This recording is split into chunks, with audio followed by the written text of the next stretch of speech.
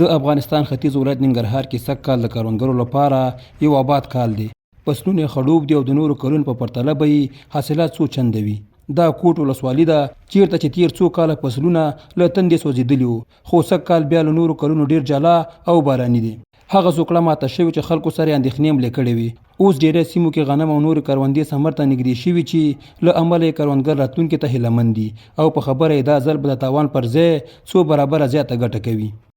پروسه کال په پرتله باندې سکال الحمدلله فصل ډېر ښه دی. پروسه کال چې د اوبو سطح هم ټیټه وه، بیا بارانونه پروسه کال خو ګلی وواله دا فصلونه مکمل هېڅ شی هم نه و. سکال خو الحمدلله ښه دي. دومره اندازه شته چې پټي خو شنه ښکاري چې دغه شان دغه یو پټی چې دی چې باران نه دغه یو پټي باندې دومره مصرف راځي د اوبو د خرڅولو وروره به دلته اخلي وروره همدومره مصرف پرې کېږي چې څومره دا فصل کوي.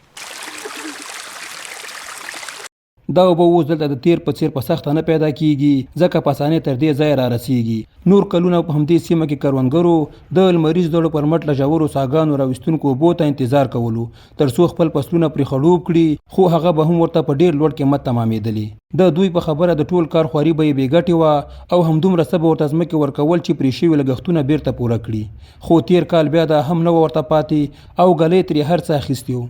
غنم خو ماشاءالله څه کال دي بارانونه هم لږ ښه شو، ګزاره یې وکړله. مخکې خو کلونو باندې هم بارانونه وو، خو په روز کال یې ګلۍ لږ وواله خراب یې کړه.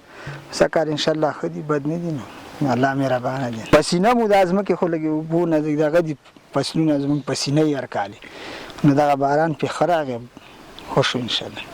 یو شمېر نور ولسي خلک او مشران بیا د ځینې خلکو لخوا د لمریز دړو لپاره هغه ژورو څاګانو اندېښمن کړي چې د ځمکې له تل اوبه راوباسي او بیا یو ساعت د سوکړې پر وخت کروندګرو ته په 200 افغانۍ ورکوي.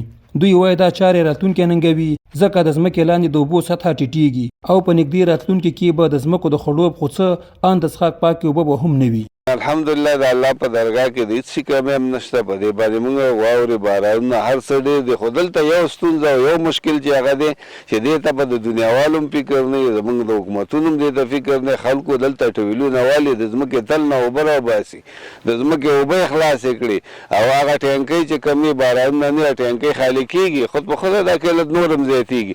ځکه دلته ته اوس مارې په دې ځای کې نو تقریبا 100 نه زیات ټویلونه وال شوي. دا بې مبار څوک راځي ټویل وایي او دی خبرو پسې نه دی چې دې کې زموږ د نسو برخه اوبه هم مسکلي. ننګرهار د هیواد په کچه له زراعتي ولایتونو یو دی چې د خپلو اوسیدونکو ورهاخوا د نورو ولایتونو خلکو ته ترې هم غلجات، سبزیجات او میوه صادریږي چې سږ کال بیا د غلو دانو د بېساري زیاتوالي اټکل شوی دی.